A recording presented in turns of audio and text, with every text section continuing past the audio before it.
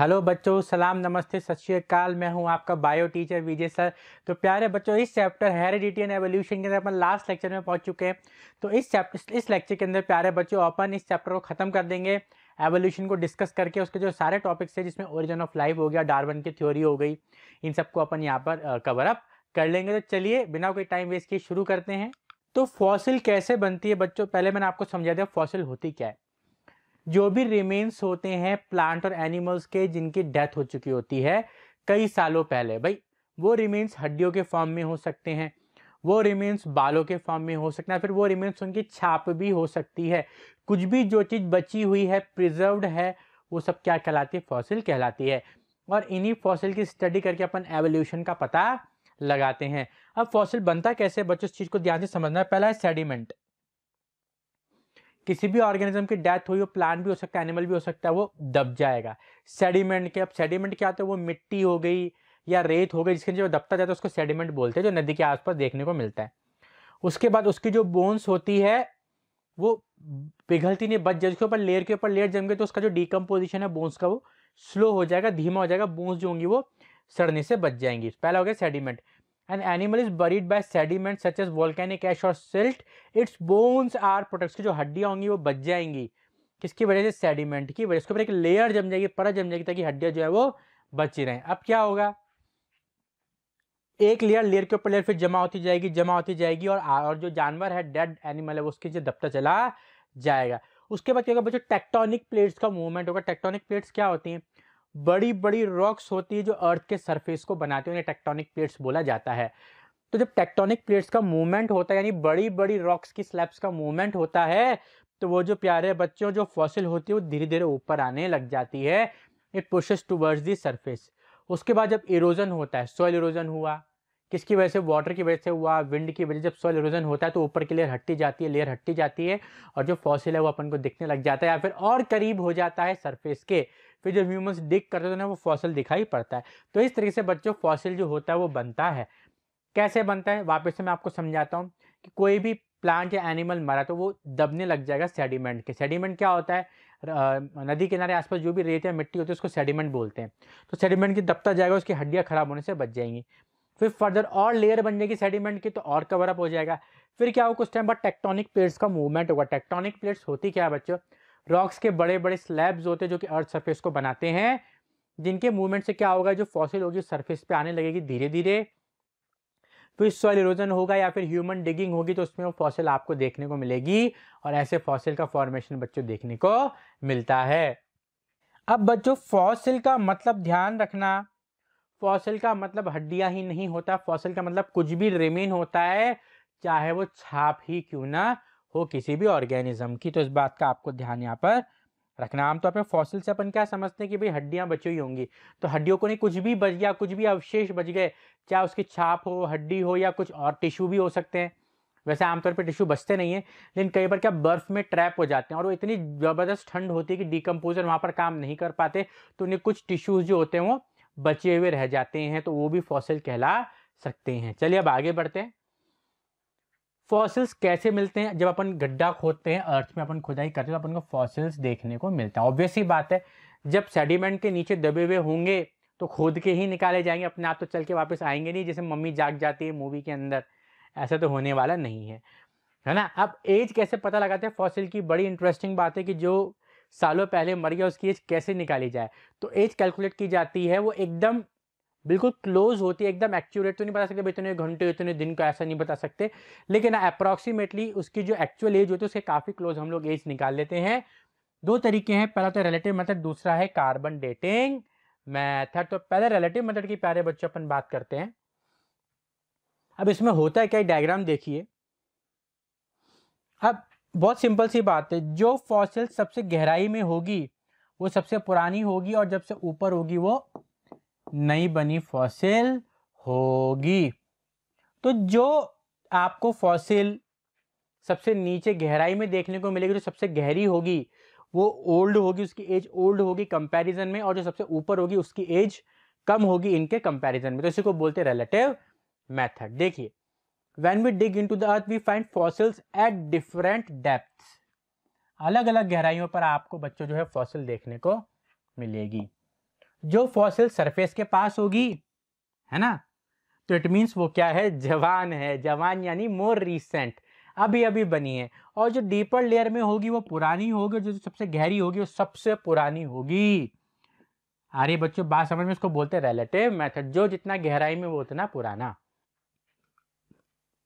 Diagram से clearly आपको समझ में आ जाएगा। यहाँ पे बेसिकली हड्डियां दिखाई गई हैं फॉसिल के रूप में, और आमतौर पे हड्डियों को ही अपन फॉसिल्स के तौर पे कंसिडर करते हैं। बट फिर भी आप ये मत मानना कि जो हड्डियों के अवशेष होते हैं सिर्फ वही फॉसिल कहलाते हैं। वो कोई टिश्यू भी हो सकता है, वो उसकी छाप भी हो सकती है। लेकिन चीज़ों को आसान बनाने के लिए इस डायग्राम में हड्डियां दी हुई हैं। चलिए आगे बढ़ते हैं। Now carbon dating method. अब बच्चों जितने भी लिविंग थिंग्स होते हैं, ऑब्जेक्ट की जगह ऑर्गेनिज्म अपन बोल सकते हैं, उनमें कार्बन 14 एटम होता है जो कि रेडियो एक्टिव होता है। इस चीज को आपको ध्यान रखना है।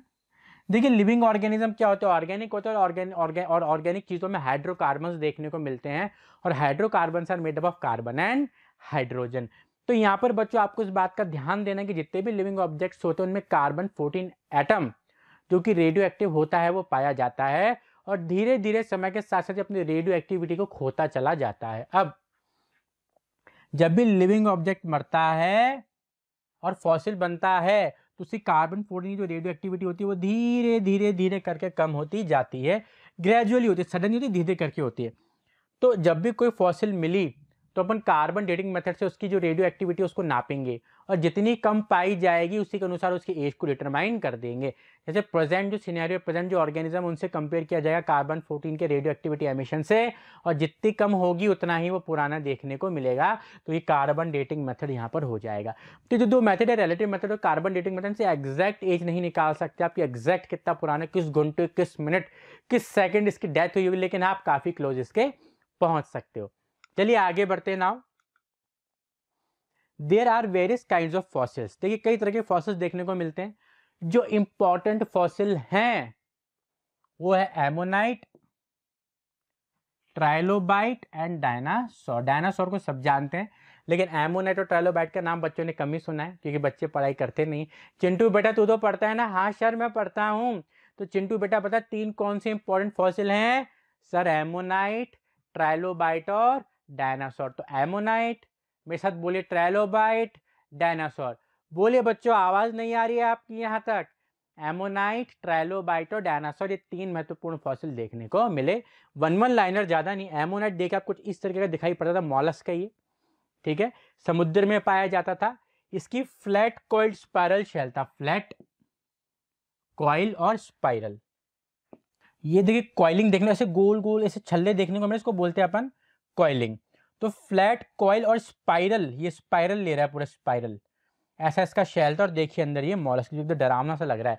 और आप देखना कोई जो पुराने परजीवी हुआ करते, पुराने मतलब ऐसे बोलते जो पुराने जमाने जो जानवर हुआ करते थे, जैसे आइस एज हो गई, जो एजेस थी उनमें बहुत अजीब से ही थे वो। मतलब आप देखना कभी कोई यूट्यूब पे वीडियो मिलेगा, आप देख के आश्चर्यचकित हो जाओगे कि इस तरीके के ऑर्गेनिज्म हुआ करते थे एक टाइम पे। मतलब आप बिलीव नहीं कर सकते हो इतने ज़्यादा चेंजेस आ गए हैं तबके में और आपके ऑर्गेनिज्म के अंदर। इतना एवोल्यूशन हो गया, इतने बॉडी डिज़ाइन में चेंजेस आ गए कि आप बिलीव नहीं कर सकते हो कि क्या इस तरह के जानवर पहले एग्जिस्ट किया करते थे। वो ऐसे दिखाई देते थे कि जो आजकल अपन साइंस फिक्शन मूवी देखते हैं ना, तो बड़े बड़े डरावने, बड़े बड़े दांत, खूंखार, ऐसे वाकई में एग्जिस्ट करते थे जो अब अपन मूवीज के अंदर देखा करते हैं। एक और मूवी आई थी शार्क करके, उस मूवी का नाम मैं मिस कर रहा हूँ, उसमें जेसन स्टेथन था।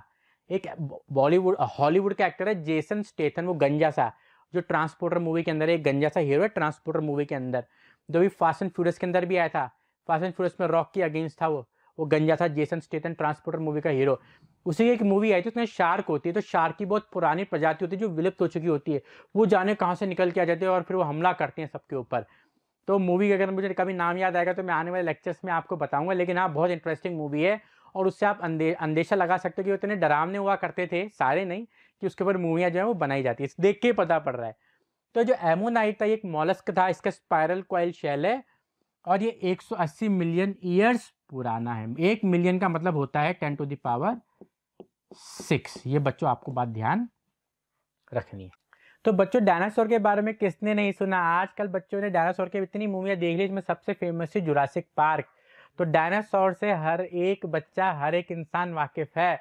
अगर किसी गांव में भी जाके आप पूछोगे डायनासोर क्या होता है, तो मेरा ऐसा मानना है कि 10 जनों में से एक जना तो बोल ही देगा यार डायनासोर ये होता है, अगर वो पढ़े लिखे भी नहीं होंगे तो, क्योंकि आजकल मोबाइल सबके पास है, मूवीज सब देखते हैं, टेलीग्राम सभी के पास है, तो मूवीज आई जाती है कहीं ना कहीं किसी भी जरिए से। तो डायनासोर के बारे में सब वाकिफ है, और डायनासोर का खुद का मतलब ही होता है टेरिबल लिजर्ड, खतरनाक छिपकली। तो डायनासोर भी अब फॉसिल ही मिलते हैं उनको, डायनासोर वाकई में हुआ करते थे। कई बच्चों को ऐसा लगता है कि यार ये मूवी है, ये मूवी नहीं है, ये एक सच्चाई के ऊपर, हालांकि कहानी जो है मूवी की वो काल्पनिक है, लेकिन ये जानवर वाकई में हुआ करते थे। जो एस्टिमेट एज होती है डायनासोर की, वो सबसे पहले जो आए थे वो आए थे 250 मिलियन ईयर्स अगो, और वो एक्सटिंक्ट हो गए 65 मिलियन ईयर्स अगो। तो ये है डायनासोर के बारे में जानकारी। अच्छा, थोड़ा सा और बता दो कैसे एक्सटिंक्ट हुए थे, उसके बारे में कई सारी थ्योरी थे, लेकिन जो सबसे कॉमन मानी गई है थ्योरी वो ये कि एक बड़ा सा आकार से एक मीटियोर यानी उल्का पिंड तेजी से आके गिरा। जब वो अंतरिक्ष से तेजी से आके गिर रहा था तो उसने इतनी हीट पैदा कर दी कि एनवायरमेंट गर्म हो गया, जब नीचे के गिरा कोलिजन हुआ तो ऐसी तबाही मची कि सारे के सारे डायनासोर ही खत्म हो गए, और जो छोटे छोटे जानवर से कॉकरोच वगैरह हो गए, जो जमीन के नीचे छुप गए वो बच गए, बाकी जो नहीं छुप पाए वो खत्म हो गए, और बाकी जो बच गए वो भूख की वजह से, बीमारी की वजह से डायनासोर मर गए। तो इस तरह से डायनासोर खत्म हुए। उल्का पिंड आया, उसके आने से बहुत हीट प्रोड्यूस हुई, फिर उल्का पिंड टकराया, तबाही मची, सुनामी आई, हीट जनरेट हुई, डायनासोर मर गए, जो बच गए वो भूख के मारे मर गए, बीमारियों से मर गए। तो ये थ्योरी जो है बच्चों बताई जाती है, अब यूट्यूब पे देखना, बहुत अच्छा एनिमेशन वीडियोस का अवेलेबल है। चलिए अब आगे बढ़ते हैं। Darwin theory of evolution important topic है, तो इसके ऊपर आप 5 स्टार लगा सकते हैं। इसका पूरा नाम है चार्ल्स रॉबर्ट डार्विन, इसने थ्योरी ऑफ एवोल्यूशन दी थी, और इसकी फेमस बुक थी, इसका नाम था ओरिजिन ऑफ स्पीशीज। मेरे साथ बोलिए चिंटू बेटा, जल्दी से, क्लास वाले बच्चों को पता क्या नाम था साइंटिस्ट का? Sir Charles Robert Darwin. उसकी बुक का नाम क्या था? बुक का नाम था द ओरिजिन ऑफ स्पीशीज। उसने कौन सी थ्योरी दी थी? उसने थ्योरी दी थी the theory of natural selection. तो ये 3 बातें बच्चों आपको ध्यान रखनी है। बुक का नाम था the origin of species, theory का नाम था the theory of natural selection. ये जो थ्योरी होती है ये plant as well as animals दोनों पे ही अप्लाई कर दी जाती है। This theory applies to plants as well as animals. Scientist का नाम क्या था? Charles Robert Darwin. Theory of evolution दी थी, बुक का नाम था ओरिजिन ऑफ स्पीशीज। क्या कॉन्सेप्ट दिया था? Theory of natural selection. और ये थ्योरी इनकी नेचुरल सिलेक्शन की प्लांट के साथ एनिमल्स पे भी अप्लाई होती है। अब चलिए आगे बढ़ते हैं। Darwin theory of evolution, Darwin ने क्या समझाया कि किसी भी पॉपुलेशन की अपन बात करें तो वहां पे आपको वेरिएशन देखने को मिलती है। वेरिएशन होता क्या? विभिन्नताएं। अगर आपको याद हो, मैंने आपको पिछले लेक्चरों में पढ़ाया था कि जो ह्यूमन बींग्स हैं उनका जो ईयर लोब होता है कईयों में फ्री होता है, मेरे में फ्री, कईयों में चिपका हुआ होता है, उसको बोलते हैं अटैच्ड ईयर लोब। तो वेरिएशन का मतलब डिफरेंसेस। तो अगर अपन किसी पर्टिकुलर स्पीशीज या पॉपुलेशन की बात करें उसमें वेरिएशन देखने को मिलती है। कईयों के पास फेवरेबल वेरिएशन होती है, कईयों के पास नहीं होती है। अब हालांकि हर एक स्पीशी के मेंबर्स रिप्रोड्यूस करते हैं और बहुत सारे ऑफस्प्रिंग्स को बनाते हैं, लेकिन फिर भी जो पॉपुलेशन होती है वो कांस्टेंट रहती है नेचुरली। ये ऑर्गेनिज्म कोई भी बर्थ कंट्रोल मेथड को अप्लाई नहीं करते, फॉलो नहीं करते, ये फैमिली प्लानिंग नहीं करते हैं, बट फिर भी इनकी जो पॉपुलेशन होती है वो रफली या फेयरली कांस्टेंट रहती है नेचुरली।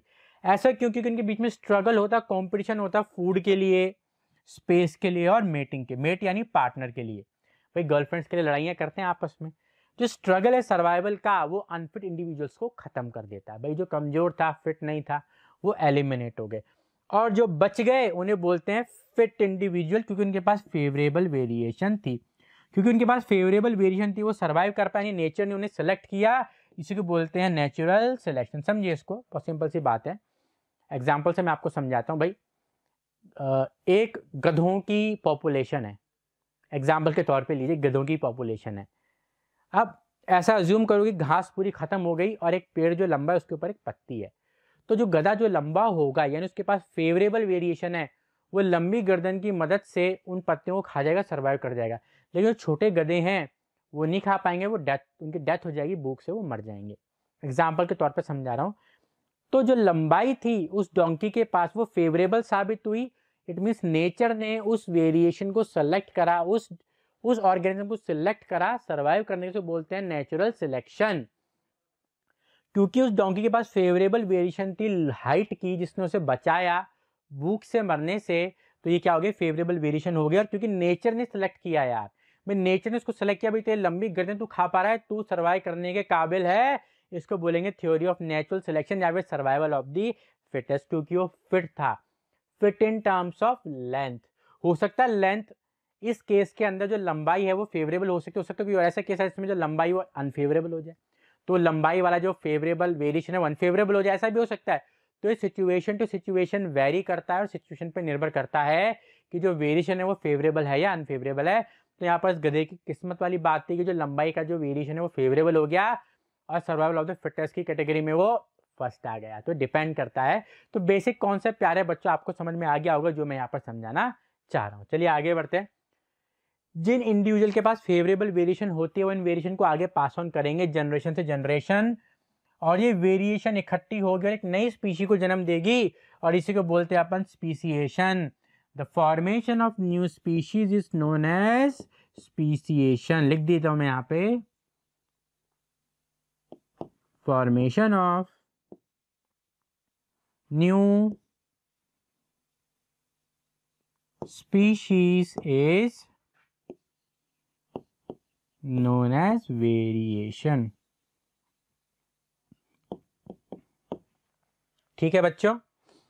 अब नेचुरल सिलेक्शन क्या होता है भाई, बहुत सिंपल सी बात है। अगर कुछ वेरिएशन है जो आप पे काम आ रही है, आपके लिए फेवरेबल साबित हो रही है, मीन्स नेचर ने आपको सेलेक्ट किया है जिंदा रहने के लिए, रिप्रोड्यूस करने के लिए और उस वेरिएशन को आगे बढ़ाने के लिए, इसे बोलते हैं नेचुरल सिलेक्शन या सर्वाइवल ऑफ द फिटेस्ट। इसमें जो कुछ भी सिलेक्शन हो रहा है या जो सर्वाइवल हो रहा है वो नेचुरली हो रहा है, किसी भी ह्यूमन के इंटरफेरेंस के बगैर।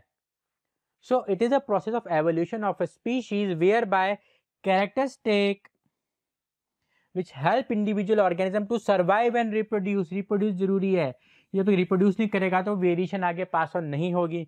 ठीक है। और जिनके पास फेवरेबल वेरिएशन नहीं थी वो सर्वाइव नहीं कर पाए और आगे रिप्रोड्यूस नहीं कर पाए। तो जो जेनेटिक वेरिएशन है वही रॉ मटेरियल है एवोल्यूशन के लिए, क्योंकि वेरिएशन नहीं आएंगे तो बॉडी डिजाइन में चेंजेस नहीं आएंगे, और इसी चेंज इन बॉडी डिजाइन को ही तो एवोल्यूशन बोला जाता है बच्चों। एवोल्यूशन की सिंपल सरल भाषा में आपको बता दूं, the process of formation of more complex body design from the simpler one is known as evolution. तो वेरिएशन नहीं आएगा तो चेंजेस नहीं आएंगे, अब चेंजेस नहीं आएंगे तो नई स्पीशी कैसे बनेगी। चलिए आगे बढ़ते हैं ना। स्पीसिएशन बहुत सिंपल सी डेफिनेशन है, the process in which new species form is known as speciation. Simple सी सरल सुंदर डेफिनेशन। स्पीशी क्या होती है, वो ग्रुप ऑफ ऑर्गेनिज्म जो एक जैसे दिखते हैं और आपस में रिप्रोड्यूस करने में केपेबल हैं, और जो उनके बेबी होते हैं वो भी फर्टाइल होते हैं। फर्टाइल का मतलब होता है केपेबल ऑफ रिप्रोड्यूसिंग। लिख लीजिए, नहीं पता तो फर्टाइल का मतलब होता है यहाँ पर प्यारे बच्चों capable of reproduction। fertile means capable of reproduction। तो what is species? Species is a group of similar organism which are capable of interbreeding। देखो interbreeding या breeding का मतलब होता है reproduction, and they produce baby which are also fertile। मतलब उनके जो बेबी हैं वो भी reproduce करने में capable हैं। बेबी बोल दो, ऑफस्प्रिंग बोल दो, प्रोजेनी बोल दो, एक ही बात यहाँ पर निकल के आती है। जो ह्यूमन बीइंग्स जो एक दूसरे से इतने अलग अलग दिखते हैं, मेरी शक्ल बहुत अलग है, मेरी वाइफ की शक्ल अलग है, मेरी सिस्टर की शक्ल अलग है, आप बच्चों की शक्ल अलग अलग है, आप बच्चों भी आपस में अलग अलग हो, तो इतनी विभिन्नताएं होते हुए भी अपन एक ही स्पीशी को बिलोंग करते हैं जो कि होमो सेपियंस, और सब मिलजुल के साथ में रहते हैं। और जो ह्यूमन बीइंग्स जब अपने बेबी को प्रोड्यूस करते हैं तो मोस्ट ऑफ द केसेस में जो बेबी होते हैं वो भी फर्टाइल होते हैं। फर्टाइल का मतलब they are also capable of reproduction. They are capable of reproduction।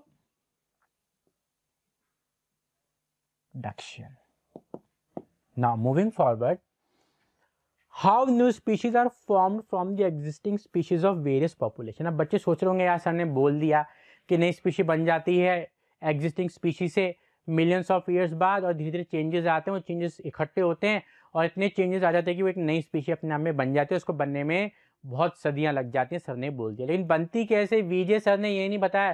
Chintu बेटा क्या बच्चों को बताई जाए ये बात? जी सर बिल्कुल बताई जाए। तो आगे बढ़ते हैं, अब अपन डिस्कस करेंगे कि कैसे नई स्पीशी जो है प्यारे बच्चों बनती है।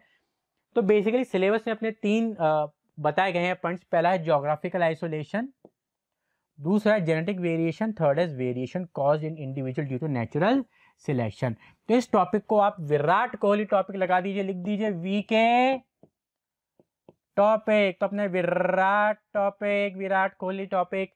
तो पहले अपन डिस्कस करेंगे ज्योग्राफिकल आइसोलेशन। देख के पता पड़ रहा है बच्चों, मतलब पॉपुलेशन के अंदर खाई आ जाती, कुआं आ जाता है, दो प्रेमियों को मिलने नहीं देता, भाइयों को मिलने नहीं देता, जुदा जुदा करके रखता है।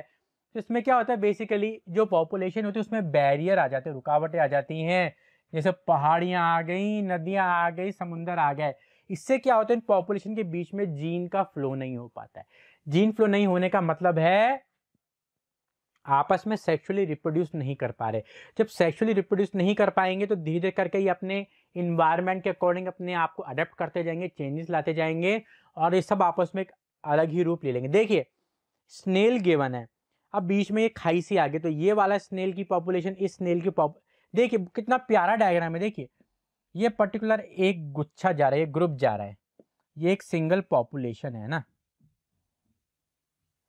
मैंने भी रियलाइज नहीं किया क्या समझाना चाह रहा था गहराई में, लेकिन इसकी बात बहुत गहरी कि एक ग्रुप गुच्छा जा रहा है, एक ग्रुप जा रहा है पॉपुलेशन का, स्नेल का। कुछ खाई के इस साइड निकले, कुछ खाई के इस साइड निकल गए। अब खाई जो है वो एक रिप्रोडक्टिव आइसोलेशन करवाई, यानी आपस में रिप्रोड्यूस नहीं कर पा रही है, ठीक है। तो इन दोनों के बीच में क्या आ गया, गैप आ गया। अब गैप आ गया तो ये अपने इन्वायरमेंट हैबिटेट के अकॉर्डिंग अपने आप को ढालेंगे, अडेप्ट करेंगे। ये इधर वाले अपने इन्वायरमेंट के अकॉर्डिंग अपने आप को अडेप्ट करेंगे, धीरे धीरे बॉडी में चेंजेस आएंगे। लेकिन क्योंकि जीन का फ्लो नहीं हो रहा है, रिप्रोडक्शन नहीं हो रहा है, तो कोई जेनेटिक मटेरियल पास ऑन नहीं होगा, एक्सचेंज नहीं होगा। ये अपने इन्वायरमेंट के अकॉर्डिंग अडेप्ट होंगे, ये अडेप्ट होके वेरिएशन होके एक नई स्पीशी ही बन जाएंगे, और ये इतनी नई स्पीशी होगी कि बाद में ये रिप्रोडक्शन के काबिल ही नहीं रहेंगे, बिल्कुल अलग हो जाएंगे, बिल्कुल ही चेंज हो जाएंगे। पहचान ही नहीं पाओगे कि यार ये दोनों जो है इनका एक कॉमन एंसेस्टर था, इतने चेंजेस इनके अंदर आ जाएंगे। इसी को बोलते हैं स्पीसिएशन। और कौन सा था ये, ज्योग्राफिक आइसोलेशन। तो बेसिकली ज्योग्राफिकल आइसोलेशन क्या करता है कि रिप्रोडक्टिव आइसोलेशन क्रिएट करते थे। आगे बढ़ते हैं genetic drift.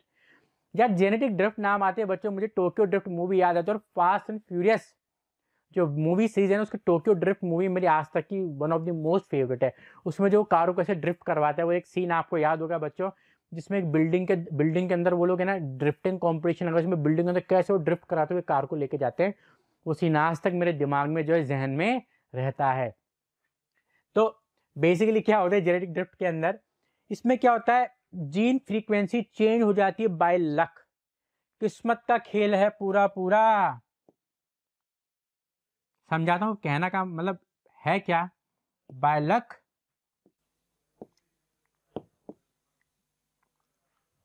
Change in gene frequency.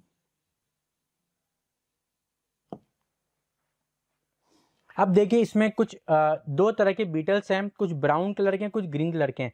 तो ब्राउन कलर में ब्राउन कलर का जीन है, और ग्रीन कलर में ग्रीन कलर का जीन है। अब कुछ भी हो, चलते चलते गंदी किस्मत के मारे इनके ऊपर पैर रख दिया एक आदमी ने। ये मैंने नहीं रखा, आप मुझे ब्लेम मत मानिए, मेरे पास ऐसा लेदर शू है भी नहीं। पैर रख दिया और इन ग्रीन कलर वाले जो है बीटल्स को मार दिया, तो जीन फ्रीक्वेंसी चेंज हो गई। ग्रीन कलर के जो जीन्स थे वो कम हो गए, खत्म हो गए, ऐसा माने चलो। क्यों हुए, बाय लक। इसी को बोलते जेनेटिक ड्रिफ्ट। सो सरल भाषा में genetic drift is a mechanism of evolution. Basically evolution का मैकेनिज्म है इनमें अलील जीन, अलील का मतलब जीन होता है जीन फ्रीक्वेंसी, अलील मतलब gene frequency of a population change due to chance, किस्मत से। यार ये बात समझ में, इसी को बोलते हैं पर जेनेटिक ड्रिफ्ट। भाई इनकी किस्मत खराब थी इसलिए बेचारे पैर के नीचे दब गए, और इनके जो जीन है वो इस वाले पॉपुलेशन में खत्म हो गया। जेनेटिक ड्रिफ्ट स्मॉल पॉपुलेशन में ही ऑब्जर्व कर सकते हो, it is observed in small population. ये पॉइंट भी आप ध्यान रखना, it is observed in small population. चलिए अब आगे बढ़ते हैं, एवोल्यूशन ऑफ आईज। अब बच्चों आंखें कैसे हैं, आंखें तो छोड़ो, ये विजय सर के तो चश्मा लग गया। ये चश्मा क्यों लगा बच्चों, मतलब मैं वीडियो गेम्स का जो था फैन था बहुत बड़ा। हाँ मैं पढ़ाई करता था, ऐसी बात नहीं मैंने पढ़ाई नहीं करी, मैंने प्रॉपर पढ़ाई करी है, और मैं एक रजिस्टर्ड मेडिकल फार्मासिस्ट भी हूँ। हालांकि मेरा जो प्रोफेशन है वो पढ़ाने का है, बट मैंने पढ़ाई करी है। आप ये मत सोचिए विजय सर जो दिन भर वीडियो गेम खेलते थे इसलिए उनकी जो चश्मा लग गया, ऐसा कुछ भी नहीं है। हाँ वीडियो गेम इसके लिए जिम्मेदार जरूर है, आप कह सकते हो ऐसा, क्योंकि मेरा फोकस वहाँ पे था। लेकिन और भी कई चीज़ें होती है, जेनेटिकली होता है।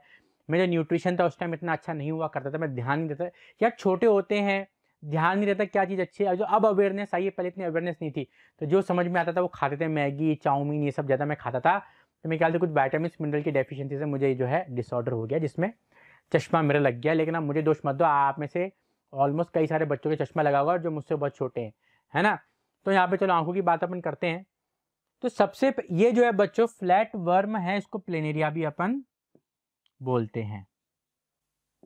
ये एक फ्लैट वर्म है, इसको प्लेनेरिया भी अपन बच्चों बोलते हैं, ठीक है। You can write down flat worm here. I love red colour, I don't want black colour, red colour is more highlighted. तो अपन रेड कलर बच्चों यहाँ पर चूज करेंगे। तो आप लिख दीजिए फ्लैट वर्म। तो बच्चों जो फ्लैट वर्म है, सबसे पहले जो आईज आई थी रूडिमेंट्री आई, बहुत बेसिक आई स्ट्रक्चर, इनको आई स्पॉट्स भी बोल सकते हो। मतलब ये देख तो नहीं सकते, लेकिन इन्हें ये पता लगा सकते हैं कि यार कहाँ पे अंधेरा है कहाँ पे रोशनी है, इतनी ये चीज़ ये भाप सकते हैं। मतलब ऐसे देख नहीं पाएंगे, यहाँ पे वीजे सर है, यहाँ पे कैमरा है, यहाँ पे स्क्रीन चली, सब इन्हें नहीं दिखाई देगा, लेकिन ये पता पड़ जाएगा यार यहाँ पर रोशनी और यहाँ पर अंधेरा, ये पता लगा सकते हैं, which can detect light. Platform की यहाँ पर बात हो रही है। तो ऐसी बेसिक आई डेवलप हुई, जिसे आई स्पॉट बोला गया, फिर रूडिमेंट्री आई बोला गया। और यहाँ से देखिए कितनी कॉम्प्लेक्स आईज अपनी हो गई हैं। अपनी तो कुछ भी नहीं है, जो ईगल होते हैं, हॉक होते हैं, जो इतनी ऊंचाइयों पे उड़ते हैं, इतने सेवरल किलोमीटर्स हाइट पे उड़ते हैं, और वहां से वो नीचे देख लेते कौन सा जानवर का शिकार करना, उनकी तो कितनी डेवलप्ड आईसाइट होगी। तो ये तो बहुत बेसिक थी। और अब देखो आईसाइट किस लेवल पे पहुंच चुकी, किस वजह से चिंटू पता किस वजह से? सर एवोल्यूशन की वजह से। एवोल्यूशन कैसे आया सर? वेरिएशन की वजह, जो फेवरेबल वेरिएशन थी उसको नेचर ने सिलेक्ट करा, उसको बोलते हैं नेचुरल सिलेक्शन या फिर सर्वाइवल ऑफ द फिटेस्ट। और इसी वजह से जो फिटेस्ट ऑर्गेनिज्म था उसे रिप्रोड्यूस करा, अपनी जो कैरेक्टरिस्टिक थी उसको आगे पास ऑन किया, और उससे वो एक नया रूप लेकर आई, एक नई स्पीशीज बनी, या फिर मोर डेवलप्ड एडवांस ऑर्गेनिज्म निकलकर यहाँ पर आया। चलिए आगे बढ़ते हैं ना। एवोल्यूशन ऑफ, देखिए कितना, मतलब ये डायग्राम देखते मुझे इतना प्यारा लगा, मुझे लगा यार यही डायग्राम मुझे लेना चाहिए। तो कितने सुंदर इसके पर हैं आप देखिए, और कितनी खुशी से ही उड़ रहा है, ठीक है। हालांकि गुस्सा दिखा रहे आंखों में, लेकिन दिल में इसके प्यार है बच्चों। तो तो sometimes evolutionary changes produced in an organism for one purpose become more useful for an entirely different purpose. समझिए है क्या इसका मतलब? कई बार क्या होता है, एवोल्यूशन जो होता है वो एक फीचर जो लेके आता है वो किसी अलग पर्पस के लिए होता है, लेकिन धीरे धीरे वो पर्पस ही पूरा चेंज हो जाता है। ये जो आप इसके पंख देख रहे हो इतने खूबसूरत, जिनकी मदद से ये उड़ रहा है, ध्यान सुनो, उड़ रहा है, इट्स फ्लाइंग। पहले जो फेदर थे इनका काम था ठंड से बचाना, इंसुलेशन। पहले जो बर्ड्स के फेदर हुआ करते थे, जो इवॉल्व हुए थे, वो ठंड से बचाने के लिए हुए थे, लेकिन धीरे धीरे धीरे धीरे ये उड़ने के काम में आने लग गए। तो इस तरीके से बच्चों वेरिएशन भी आते हैं और चेंजेस भी होते हैं। तो ये ऐसा हुआ एवोल्यूशन ऑफ फेदर। पहले अपन ने पढ़ा एवोल्यूशन ऑफ आइस में प्लेनेरिया के एग्जांपल से समझा, फिर अपन ने बर्ड के फेदर के एग्जांपल से समझा कि पहले फेदर जो थे वो इंसुलेशन, जैसे अपन स्वेटर पहनते ठंड से बचाते हैं, वैसे इनके जो पंख हुआ करते थे वो ठंड से बचाने के काम में आते थे, लेकिन धीरे धीरे उड़ने में काम आने लग गए। चलिए आगे बढ़ते हैं। एवोल्यूशन बाय आर्टिफिशियल सिलेक्शन, समझना इस बात को बच्चों। नेचुरल सिलेक्शन और आर्टिफिशियल सिलेक्शन में सिर्फ एक ही अंतर है कि नेचुरल सिलेक्शन अपने आप होता है, नेचुरल तरीके से होता है, और आर्टिफिशियल सिलेक्शन में ह्यूमन बीइंग्स अपना इंटरफेरेंस कर देते हैं। जहां पर ह्यूमन बीइंग्स ने इंटरफेयर किया वहीं पर ही मामला जो है वो चेंज हो जाता है, नेचुरल शब्द वहां से हट जाता है। तो नेचुरल सिलेक्शन में क्या होता है, फेवरेबल जो वेरिएशन होते हैं, फेवरेबल वेरिएशन वेरी करते हैं कंडीशन टू। भाई जब लंबी गर्दन फेवरेबल हो गई थी, अब सोचो कि घास उग रही है नीचे, तो वही लंबी गर्दन अब अनफेवरेबल हो जाएगी, लंबी गर्दन को बार बार ये झुकाने में कितनी दिक्कत होगी। तो ये भी कंडीशन से कंडीशन वेरी करता है। भाई उस कंडीशन में आपके जो वेरिएशन थी वो फेवरेबल बन गई, तो आपको नेचर ने सिलेक्ट कर लिया और आपको बोल दिया सर्वाइवल ऑफ द फिटेस्ट। दूसरी सिचुएशन में हो सकता है आप जीरो ही बन जाओ, फिट तो छोड़ो, आप बिल्कुल लूजर बन जाओ। तो यहाँ पे सारा करता धरता जो है वो नेचर है और नेचुरल एटमॉस्फेयर है। लेकिन यहाँ पर ह्यूमन बीइंग्स लोभी होते हैं, लालची होते हैं, और इसी लालच की वजह से वो नेचर से छेड़छाड़ करते हैं और अपने बेनिफिट के लिए उसमें बदलाव लेकर के आते हैं। सो आर्टिफिशियल सिलेक्शन होता क्या है, आप उन सब कैरेक्टरिस्टिक को आइडेंटिफाई कर लो जो आपके काम की हैं।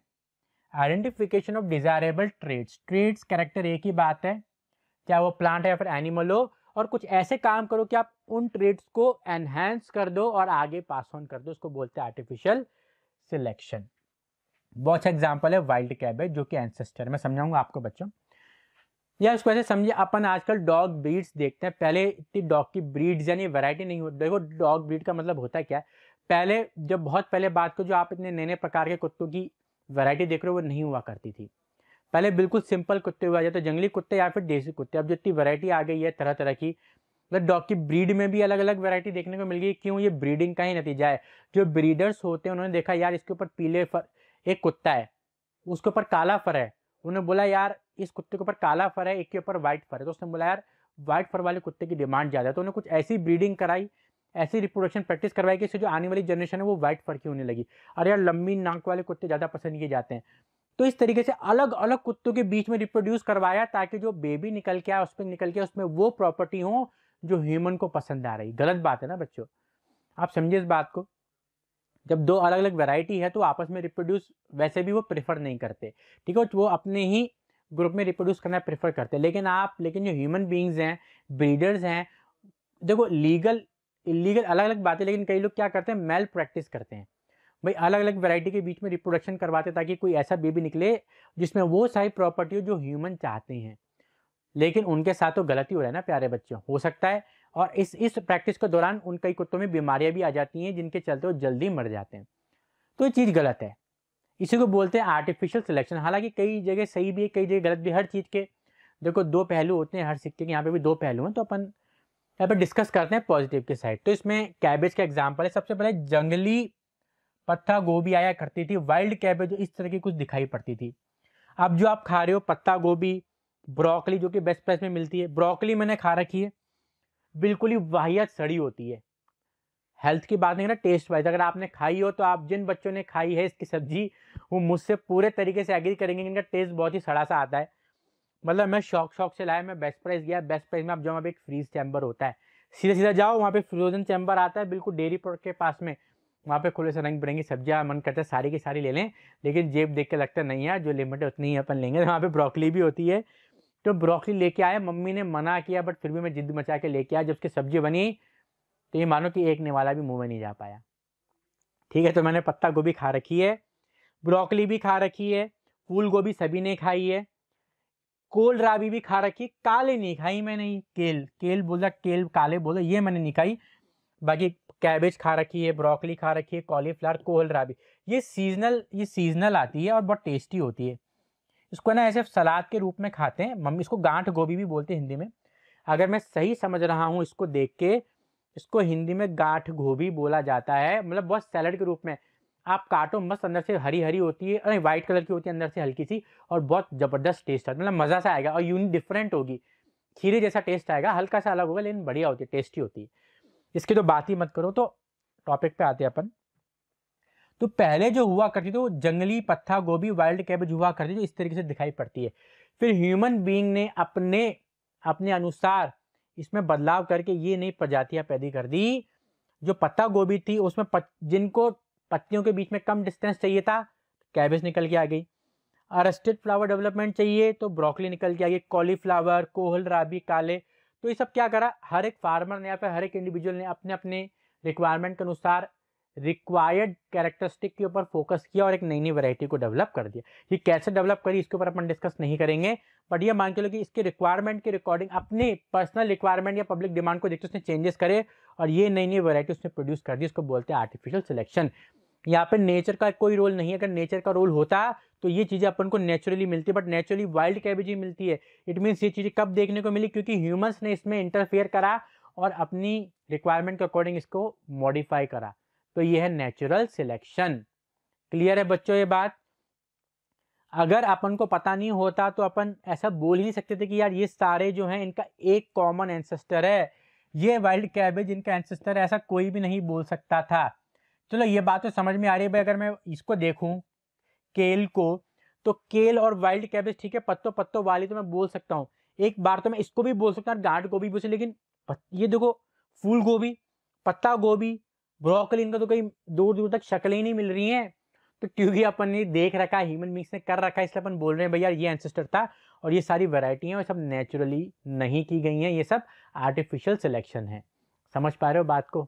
तो इतना जबरदस्त है चीज़। ये तो मैं उनकी बात कर रहा हूँ जो कॉमनली अपन लोग खाते हैं। और ये वेजिटेबल्स है, जानवर के साथ तो पता नहीं क्या क्या हो रहा है जो आपकी कल्पना के परे है।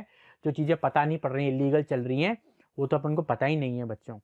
तो हो रही हैं ऐसी चीज़ें, रशिया में होती हैं, चाइना में होती हैं, ऐसे एक्सपेरिमेंट्स होते हैं। ठीक है, एक्सपेरिमेंट्स मैं नहीं कह रहा गलत हैं, लेकिन देखो कहीं ना कहीं गलत चीज़ तो गलत चीज़ है, हिंसा तो हिंसा ही है। यहाँ पर जानवर के साथ गलत हो रहा है, इलीगल प्रैक्टिसेस की जा रही हैं, जिनमें उनकी हानि हो रही है, उनका जो ऑफस्प्रिंग है। भाई अब तुमने एक्सपेरिमेंट किया, चलो उसमें जिनके ऊपर किया उनको कोई नुकसान नहीं हो रहा है, बात समझ में आ रही है। लेकिन जो नया बेबी आ रहा है उसके नतीजन उसके साथ तो गलत ही हो रहा है ना बच्चों। चलिए, now evolution should not be equated with progress. अब बच्चों को आमतौर पर ऐसा लगता है एवोल्यूशन हो रहा है तो ग्रोथ हो रही है, हम लोग डेवलप हो रहे हैं, एडवांस हो रहे हैं। ऐसा नहीं है। एवोल्यूशन का सिंपल मतलब है कि formation of more complex body design from the simpler body design due to variation and accumulation of variation by natural selection. मतलब जो वेरिएशन, फेवरेबल वेरिएशन आ रहे हैं उसको नेचर सिलेक्ट कर रही है, फिर वो ऑर्गेनिज्म रिप्रोड्यूस करके उस फेवरेबल वेरिएशन को आगे पास ऑन कर रहा है, और चेंजेस होते जा रहे हैं, एक नई स्पीशी बन रही है, और उसी को बोलते हैं एवोल्यूशन। वेरिएशन आए, फेवरेबल वेरिएशन पास ऑन हुए, एक्यूमुलेट हुए, और कई सालों बाद नेचुरल सिलेक्शन हो के एक नई स्पीशी बन गई। अरे इसको बोलते हैं अपन एवोल्यूशन। अब जो एवोल्यूशन हो रहा है इसमें विभिन्न प्रजातियां ऑप्टेन हो रही हैं और नेचुरल सिलेक्शन के दौरान हो रही हैं, लेकिन इसमें एक कहीं से कहीं तक नहीं बोला गया है कि वो बेटर ही होगा। आमतौर पे बेटर ही होता है, लेकिन ये गारंटीड नहीं है कि वो बेटर ही होगा। बहुत ही प्यारा एग्जाम्पल है, बैक्टीरिया। इस धरती पे जो सबसे पहले आया था वो था बैक्टीरिया। इस धरती पे सबसे पहले आने वाला जीव बैक्टीरिया था, और आज भी बैक्टीरिया आपको देखने को मिल जाएगा। कितना सिंपल बॉडी डिजाइन है। प्रोकैरियोटिक के बेचारा न्यूक्लियस भी नहीं है भाई के पास, तो आप देखो इस भाई के पास तो न्यूक्लियस भी नहीं है, प्रोकैरियोटिक ऑर्गेनिज्म है। अब इतना होने के बावजूद भी वो हर जगह देखने को मिल जाएगा, गर्म पानी के अंदर, डीप सी के अंदर, ठंडे हर जगह देखने को मिल जाएगा, जहाँ पे ह्यूमन बींग्स भी नहीं रह सकते, नेचुरली रहता है मस्त। तो कितना सिंपल बॉडी डिजाइन है, सबसे पहले ये आया था और अभी भी वैसा ही है भाई। ठीक है, और फिर भी सर्वाइव कर पा रहा है। तो इट मीन्स यार एवोल्यूशन जो हुआ इसका मतलब ये नहीं कि एवोल्यूशन मतलब बेटर बॉडी डिजाइन है। ये जो बैक्टीरिया जो बहुत प्रिमिटिव है, प्रोकैरियोट का भी बॉडी डिजाइन बहुत बेटर है, तभी तो सर्वाइव कर पा रहा है ना। इसका मतलब ये बोलना गलत हुआ कि एवोल्यूशन का मतलब यहाँ पर प्रोग्रेसिव आमतौर पे होता है, गलत नहीं है, लेकिन हर केस में होगा ये सही नहीं है। अगर कोई बोले तो बैक्टीरिया का एग्जाम्पल सबसे बढ़िया है, समझा देना। ह्यूमन एवोल्यूशन देखिए, समझाने की जरूरत नहीं है, मैं आपको बार बार इसी तरह के कई सारे डायग्राम में आपको दिखा चुका हूँ। सीधा थियोरी पे आते, ये आई है ना, ये चीज जो है इसने लाइफ ट्रांसफॉर्म कर दी। देखिए, लोग भले ही मोबाइल को गलत बोलते हैं, लेकिन मैं उन लोगों को कॉन्ट्राडिक्ट करता हूँ, यार मोबाइल का आप सही उपयोग करो ना यार। आज बच्चों में अपनी बात करूँ, देखो लाइफ स्टाइल बहुत चेंज हो गई। आज मैं यहाँ पर पढ़ाने आता हूँ, सुबह 9 बजे से लेकर शाम 6 बजे तक यहाँ पर रहता हूँ। तो मेरे पास बैंक का काम करने का टाइम नहीं है, मेरे पास बिल जमा कराने का टाइम नहीं है, मेरे पास टिकट्स खरीदने का टाइम नहीं है, मेरे पास शॉपिंग करने का टाइम नहीं है। जब मैं 6 बजे थक के यहाँ से घर तक पहुँचूंगा, घर पहुँचते पहुँचते मुझे पौने 7 बज जाएंगे, तो मेरी इच्छा नहीं होगी कि यार मैं शॉपिंग करने के लिए बाहर जाऊँ। तो मैं किसी घर के मेंबर को परेशान करूँगा, या मैं अकेला रहता तो कौन करेगा। तो यहाँ पे इस चीज़ ने मेरी मदद करी बच्चों। अगर आप इस चीज़ का सदुपयोग करोगे तो आप आगे बढ़ोगे टाइम को बचा के। अब मैं पानी का बिल, बिजली का बिल, मोबाइल रिचार्ज, मैं क्या सारे बच्चे का कितना टाइम बचता है। आज से कुछ साल पहले बच्चों जब हमारे पास स्मार्टफोन, मैंने वो टाइम भी देखा जब स्मार्टफोन नहीं थे, और मैंने ये टाइम भी देख रहा हूँ जब स्मार्टफोन है। तो मैं कंपेयर कर सकता हूँ। आज मुझे जब रेलवे की टिकट बुक करानी होती थी तो मैं पापा को भेजता था, पापा जाओ यार वहाँ जो रेलवे बुकिंग सेंटर है वहाँ से टिकट करा के लाओ। मूवी की टिकट खरीदनी है तो हम जाके मूवी थिएटर जाते थे, एडवांस में मूवी टिकट खरीद के आते थे यार कि भाई मूवी की टिकटें खत्म नहीं हो जाए। कितना कितना पेट्रोल खराब होता था, टाइम खराब होता था। अब जो टाइम बच रहा है वो मैं अपनी फैमिली के साथ स्पेंड कर रहा हूँ, मैं वो काम कर रहा हूँ जो मुझे अच्छा लगता है। अगर मैं सारा काम इन्हीं में वेस्ट कर दूंगा तो मैं अपने लिए क्या करूँगा। तो एक चीज़ मेरे हिसाब से अच्छी है बच्चों इस कोई भी चीज़ अच्छी, ये जो पेन है जो मैंने हाथ में पकड़ कर अगर मैं किसी की आँख में मारूँ तो ये चीज़ भी बुरी हो जाएगी। तो ये आप पे निर्भर करता है कि आप उस चीज़ को कैसे यूज़ करें। और मेरे हिसाब से जो मोबाइल है, अगर आप उसको लिमिट में सदुपयोग करेंगे तो ये कहीं से लेकर कहीं तक आपका नुकसान नहीं करने वाला है। बाकी तो हर तरह का व्यक्ति होता है और हर तरीके से वो सोचता है, उसका अपन कुछ नहीं कर सकते। चलिए, ह्यूमन एवोल्यूशन। अब जो ह्यूमन का एवोल्यूशन है उसके बारे में बहुत सारी स्टडी की जाती है, कई तरीके अपनाए गए।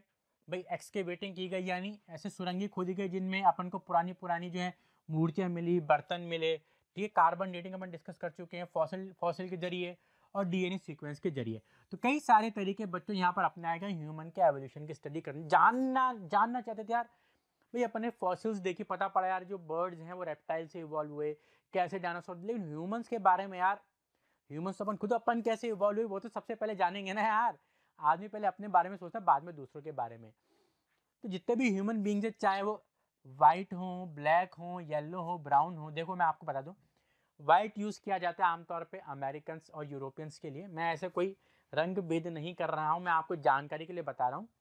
ब्लैक यूज़ किया जाता है अफ्रीकन्स के लिए, येलो यूज़ किया जाता है चाइनीज़ या जापानीज़ के लिए, और ब्राउन यूज़ किया जाता है आमतौर पे इंडियन, श्रीलंकन के लिए। ये मैं नॉर्मल जानकारी दे रहा हूँ, आप ये मत बोलिए सर आप तो है ना रंग भेद कर रहे हो। मैं रंग भेद नहीं कर रहा हूँ, मूवीज़ में इसी तरीके से बोला जाता है, अगर आप देखते हो तो आपको पता होगा। हालांकि आजकल मूवीज़ में भी ये वर्ड यूज़ नहीं करते, क्योंकि यार सवाल उठ जाएंगे, भाई तुमने रंग भेद कैसे कर दिया, फेयर एंड लवली का नाम ही चेंज हो गया, फेयर हटा दिया। ठीक है, तो मैं आप जानकारी के लिए बता रहा हूँ, व्हाइट आमतौर पे जो यूज़ करते थे, अब मैं थे लगाऊंगा, जो व्हाइट कलर यूज़ करते थे वो यूज़ करते थे अमेरिकन या फिर यूरोपियंस के लिए, black for Africans, yellow for Chinese and Japanese in general मैं बता रहा हूँ, and brown for Indians, Sri Lankans, Pakistanis, Bangladeshis. तो इतने विभिन्न डिफरेंसेस होते हुए भी अपन सब सिंगल स्पीशी में आते हैं, होमोसेपियंस। और आज ग्लोबलाइजेशन हो गया, सब साथ साथ में रह रहे हैं, अमेरिका के इंडिया में, इंडिया के अमेरिका में, अफ्रीकन सब जगह फैले हुए हैं, और प्यार से भाई बहनों की तरह, गर्लफ्रेंड बॉयफ्रेंड हस्बैंड वाइफ की तरह रह रहे हैं और अपने जीवन को व्यतीत कर रहे हैं। लेकिन अब ये स्टैब्लिश कर दिया गया सबसे पहले आए कहाँ से? तो जो ह्यूमन का एवोल्यूशन है वो हुआ है अफ्रीका से। अपन सब अपने जो एंसेस्टर हैं वो सब अफ्रीकन हैं। मतलब जो ह्यूमंस का एवोल्यूशन हुआ, अगर उसको आप ट्रेस करोगे तो अपने एंसेस्टर जो निकल के आएंगे वो तो अपन सब अफ्रीकन हैं। अपन सब क्या है बच्चों? अफ्रीकन हैं। So irrespective of where we have lived, अपन चाहे आप इंडिया में रहे हो, चाहे आप अमेरिका में रहे हो, चाहे जापान में, चाहे पाकिस्तान में, श्रीलंका में, सऊदी अरेबिया में, मस्कट में, ओमान में, नॉर्थ पोल में, साउथ पोल में, जहाँ पे भी आप रहे हो उससे फ़र्क नहीं पड़ता, आपके जो एंसेस्टर थे वो थे अफ्रीकन। अफ्रीका से सब लोग अलग अलग जगह पे निकल गए, फिर उसके अनुसार वो ढल गए। चलिए आगे बढ़ते हैं। ओरिजिन ऑफ लाइफ, ये भी इंपॉर्टेंट टॉपिक है बच्चों, इसको 5 स्टार लगा देना। और विराट कोहली टॉपिक है तो आप यहाँ पर वीके भी लगा सकते हैं, क्वेश्चन पूछ लिया जाता है। देखिए यार, जब भी ओरिजिन ऑफ लाइफ आती है ना, साले डायनासोर को हाईलाइट कर देते हैं। ये जो एमोनाइट, ट्राइलोबाइट, पेड़ों के फॉसिल में तो कोई फोकस ही नहीं करता है, सीधा सीधा डायनासोर हाईलाइट हो जाते हैं। मतलब हीरो बने हुए हैं तब से लेके आज तक डायनासोर। ठीक है, चलिए आगे बात करते हैं। ओरिजिन ऑफ लाइफ ऑन अर्थ, जो थ्योरी दी थी भाई कि लाइफ कैसे ओरिजिन हुई, वो दी थी हेल्डेन ने। ठीक है, इन्होंने सिर्फ थ्योरी को कंफर्म किसने किया था? दो साइंटिस्ट हैं, Stanley Miller and Harold Euryale. Name learn कर लेना बच्चों, इंपॉर्टेंट है, हाईलाइट भी कर रखा है और मैंने एनसर्कल भी कर दिया है। Origin of life on earth, earth पे लाइफ कैसे आई इसकी थ्योरी दी बच्चों हेल्डेन ने, और इसको प्रूव किसने करा? दो साइंटिस्ट थे, Stanley Miller and Harold Euryale, 1953 के अंदर। तो हेल्डेन ने क्या बोला कि भाई जो लाइफ आई थी वो इनऑर्गेनिक सब्सटेंसेस की मदद से आई थी, जो इनऑर्गेनिक मॉलिक्यूल्स थे। जैसे ये लर्न कर लेना, मीथेन, अमोनिया, ठीक है, हाइड्रोजन एटसेट्रा।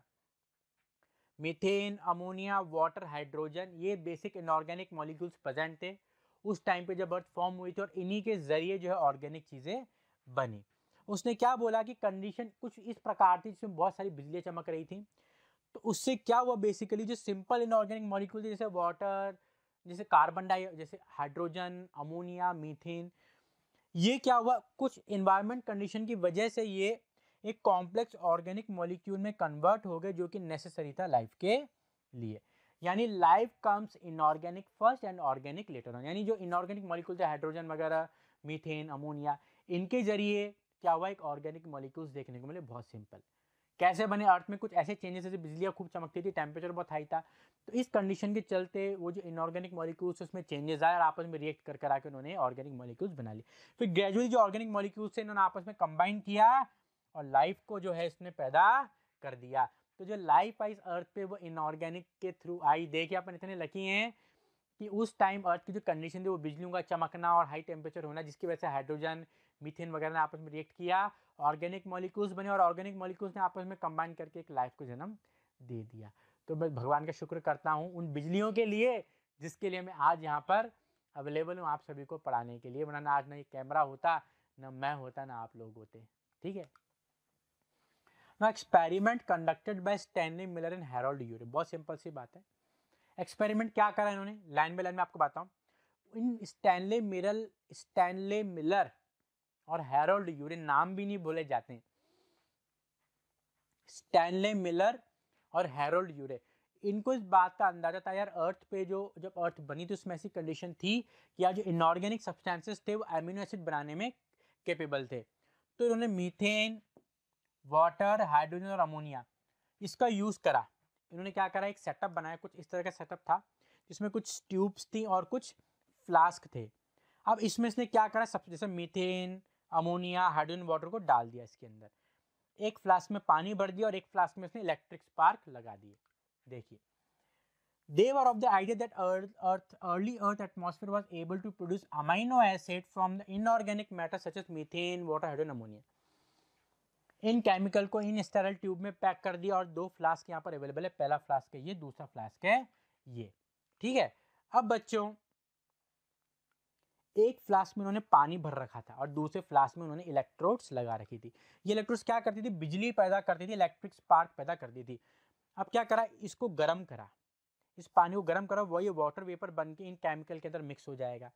फिर इलेक्ट्रोड से उन्होंने क्या, बिजलियाँ चमकाई। तो कुछ देखो, वाटर वेपर हो गई, बिजलियाँ चमक रही हैं, टेम्परेचर हाई हो रहा है, सारे इनऑर्गेनिक मॉलिक्यूल्स मौजूद है, तो बिल्कुल जो पुरानी अर्थ थी वैसा टेम्परेचर एनवायरनमेंट क्रिएट कर दिया। और जब इन्होंने कुछ दिनों बाद यानी एक हफ्ते बाद इस पानी को ऑब्जर्व किया, भाई पानी को बॉईल करा, वाटर वेपर बना, यहाँ पे बिजलियाँ चमकी, केमिकल रिएक्शन हुई, तो जो पानी गर्म हुआ वो यहाँ पर कंडेंस होकर वापस यहाँ पर इकट्ठा कर दिया। तो जो पानी इकट्ठा हुआ था जिसमें सारी रिएक्शन हो चुकी थी, एक हफ्ते बाद जब उसको ऑब्जर्व करा तो उसके अंदर इन्हें ऑर्गेनिक कंपाउंड देखने को मिले और कहीं तो उसको अमाइनो एसिड भी देखने को मिल गए। तो इस तरीके से ये प्रूव करने में कामयाब हो गए कि यार जो हेल्डेन ने बात बोली थी कि यार ऑर्गेनिक जो है वो इनऑर्गेनिक से आए, वो इन्होंने यहाँ पर सत्य साबित कर दिया। मैं आपको दोबारा समझाता हूँ कैसे हुआ। भाई जो स्टैनले मिलर और हैरोल्ड यूरे थे, उन्हें इस बात का अंदाजा था कि भाई अर्थ में उस टाइम ऐसा एटमॉस्फेयर था, ऐसी कंडीशन थी कि यहाँ पे अमाइनो एसिड बन सकते। तो सेम इन्वायरमेंट क्रिएट करने की कोशिश करी। उन्होंने क्या करा, कुछ ग्लास ट्यूब्स ली और उसमें दो फ्लास्क लगा दिए। फिर एक फ्लास्क में तो आधा पानी भर दिया और एक में इलेक्ट्रोड्स लगा दी और इसमें वही सारे इनऑर्गेनिक सब्सटेंसेस डाल दिए जो अर्थ पे थे उस टाइम, जैसे मीथेन, अमोनिया, हाइड्रोजन एक्सेट्रा डाल दिया। फिर पानी को गर्म करके इवेपोरेट करवाया। तो जो गर्म पानी है कि जो वेपर्स हैं, उस दौरान भी वेपर्स हुआ करते, जो गर्म पानी, जो पानी क्या रिप्रेजेंट, जैसे उस टाइम लेक थे, रिवर थी, उनको कौन रिप्रेजेंट कर रहा है, उनको ये पानी रिप्रेजेंट कर रहा है। उन लेक में से जो वाटर वेपर निकली तो वो यहाँ पे वाटर वेपर निकाली जा रही गर्म करके इस पानी को। ठीक है। फिर जो बिजलियाँ चमक रही हैं, वाटर वेपर जा रही है, वाटर है और ये सब्सटेंसेस, तो बिल्कुल नेचुरल इन्वायरमेंट क्रिएट कर दिया। फिर यहाँ पे जो कुछ चेंजेस हो रहे हैं, उस पानी को आप यहाँ पे कंडेंस करके कलेक्ट कर लो। कंडेंस यानी वाटर वेपर को वाटर में कन्वर्ट करना। कंडेंसेशन का मतलब होता है वाटर वेपर को वाटर में कन्वर्ट कर देना, उसको बोलते हैं कंडेंसेशन। तो वो पानी जो यहाँ पर रखा हुआ था, जो कि नदी के तरीके से आप कंपेयर कीजिए, भाई नदियाँ हो गई, ओशन हो गए, वैसा आप कंपेयर कर सकते हो। गर्म किया, वेपर बना, चेंजेस हुए, रिएक्शंस हुए, वापस से कंडेंस करके इसमें ले लिया। तो अब इसको ऑब्जर्व करें एक हफ्ते बाद, तो इसमें आपको ऑर्गेनिक मॉलिक्यूल देखने को मिला और कई जगह तो अमाइनो एसिड्स भी देखने को मिल गए। तो उन्हें जो हेल्डेन की थ्योरी थी उसको सच साबित कर दिया। तो मेरे प्यारे बच्चों, यहीं पर इसी स्लाइड पे इस चैप्टर का अंत होता है और मेरा ऐसा मानना है और मेरे प्यारे बच्चों पे पूर्ण विश्वास है कि आपको लेक्चर और ये चैप्टर बहुत ही अच्छे से समझ में आया होगा। तो अगर आपको ये वीडियो अच्छा लगता है तो इस वीडियो को लाइक कीजिए, हमारे चैनल मोशन एजुकेशन को आप सब्सक्राइब कीजिए और आगे आने वाले वीडियोस मिस ना उसके लिए बेल आइकन को भी दबा दीजिए। तो आज के लेक्चर में बस इतना ही। Take care and bye bye.